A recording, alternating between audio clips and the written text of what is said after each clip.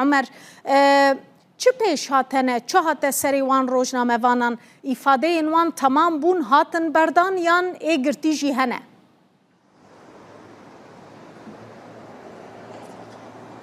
بله دنباش شویدار وکی کتیج باسکر سردوزگری کوماری استانبول ایرو سر سبد دربار 6 روزنامه‌گران بریارا دست سرکرین دا او روزنامه‌گر جی سونر یالچن شابان سوینچ روشن چاکر Aslı Aydın Taşbaş, Şevuz Ohan ve her Batuhan Çolak'ın ev roznameger bir iddiaya ku bi qesti agahiyen neras agahiyen derew belav kirine û her wiha alîkariya rêxistina suç kirine tên tewamar kirin di çarçoveya lêpirsîna şaredariya bajarê mezin Stenbolê da yani di çarçoveya lêpirsîna Ekrem İmamoğlu da ev 6 roznameger biryara desteserkirinê derbarê wan da hate dayîn 6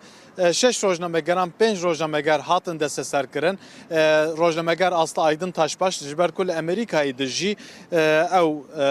müdaxele nehate kirin ew nehate desteserkirin lêbelê roznameger Soner Yalçın Şaban Sevinç Ruşen Çakır Yavuz Ohan û her wiha Batuhan Çolak hatin desteserkirin niha em destpêkê da rewşedawî ev em jî li pêşiya müdüriyeta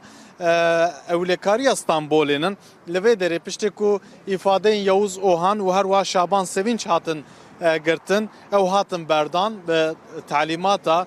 bi fermana dozgeriya hatin berdan lêbelê destanî ser telefonên wan li aliyê din roznameger Batuhan Çolak û her wiha roznameger Soner Yalçın jî hê jî karûbarên wan ên îfadeyê berdewam dike roznameger Ruşen Çakır jî ku gerînendeyê giştî Medyaskopêyê ew jî li Stenbolê nebû li bajarê Sapanca'ya Sakarya'yı bu ew jî niha ji aliyê polîsan ve hatiye desteserkirin û tê çavarêkirin ku piştî demekî Kurd wê bînin müdüriyeta Ewlekariya Stenbolê tê çavarêkirin ku piştî ku îfadeyên wan roznamegerên din jî hate girtin ew jî bêne berdan ji xênîveyekê jî wekî ku me got ev 6 roznameger jî bi sifeta gumanbarin hatin vexwandin ji bo ifade lêbelê parêzer dibêjin siyasetmedar dibêjin ew kes hatine desteserkirin ji xênîveyekê jî hem ji aliyê CHP ve hem ji aliyê Dem Partiyê ve jî bertek û nerazî bûn ji bo desteserkirina roznamegeran hate dayîn hevserokê giştiyê Dem Partiyê Tuncer Bakirhan li ser medya civakî daxuyaniyeke belav kir û got desteserkirina roznamegeran nayê qebûl kirin müdaxeleya li dijî roznamegeriyê nayê qebûl kirin wekî ku me got rewşa dawî niha li pêşiya müdüriyeta Ewlekariya Stenbolê bi vî awayiyê du roznameger hatine berdan du roznameger jî karûbarên wan ên îfadeyê berdewam dike roznameger Ruşen Çakır jî hatiye desteserkirin wê were müdüriyeta